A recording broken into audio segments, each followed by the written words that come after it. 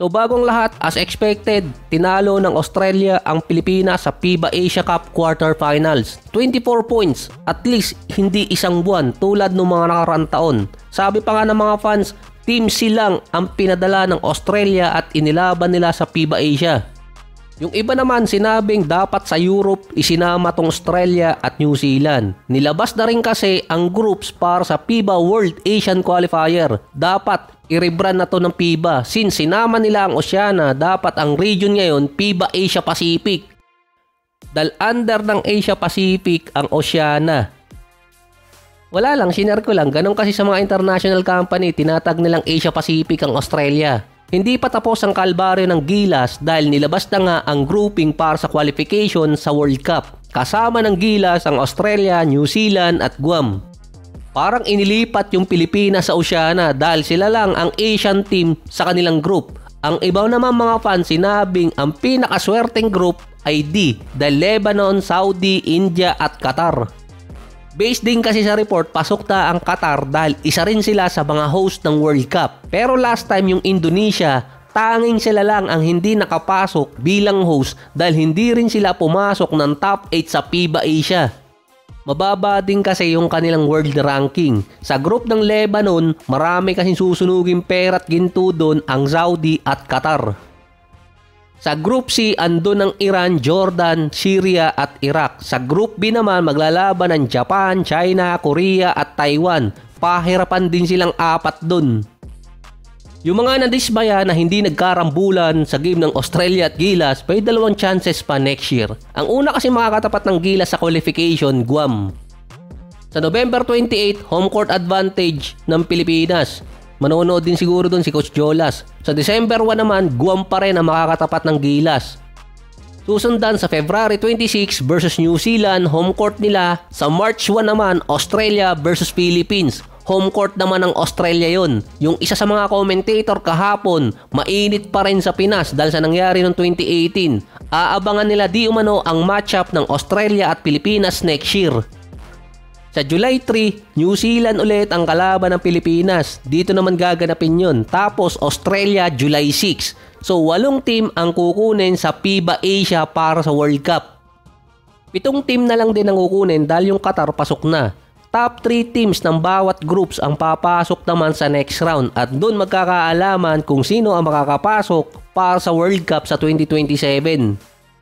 May oras pa naman para maganda ng lineup ang Pilipinas by November until next year. Si Kai Sotto siguro naman fully recover na. May nakita na naman possible next star ang Gilas kasama itong si Dwight Ramos. Dahil impressive ang pinakita sa last 2 games ni Kevin Kiambao sa FIBA Asia Cup. Sa last 2 games, meron siyang 17 points per game. Talagang dinagdagan yung minuto niya, tumaas din yung production. Sa buong tournament, meron siyang 12 points per game at doon din makikita yung training niya kay malupiton.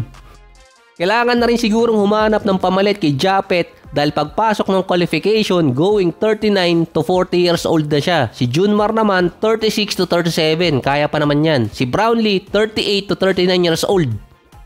Yung nagsasabing no bearing yung FIBA Asia Cup, ito namang qualification meron na. Based kay Coach Tim Cone, sana maayos na yung papel ni QMB para makalaro siya bilang local. Kasi based sa mga write-ups, nakakuha naman talaga ng passport itong si QMB before 16 years old, kaso na-expire lang. Sa sinabi ng mga fans na Team C ang ginamit ng Team Australia sa FIBA Asia Cup, malamang ganun din ang gamitin nila sa qualification phase. Mostly, World Cup at Olympics ginagamit yung Team A nila. Ang Australia ang pinakamalapit sa style ng Team USA sa Asia Pacific region. Dati ang comment nung 90s or 2000, ang sentro natin guard lang ng ibang team. Pero ngayon, iba na. Kitang-kita sa Australia game. Ilang beses binanggit to ng commentator na nandun. Hindi ko to naririnig sa mga local pero sa mga foreign, common na comment to na binibigay nila na yung big man ng kabilang team, particular ang gaya ng Australia, kayang bumantay ng guards. At yung guards naman nila kayang bumantay ng bigs or sentro dahil yun ang panabla nila sa mga switches.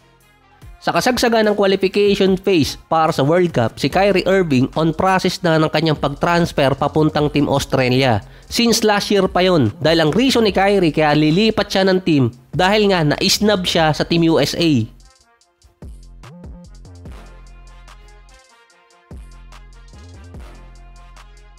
Base kay Kyrie, pinaprocess na nila yung mga papel para makalipat siya ng Team Australia since February 2025 pa yan. Ang pinakamahirap lang naman sa process na yon kung bibitawan siya ng Team USA. Kailangan kasi ng clearance mula sa kanila.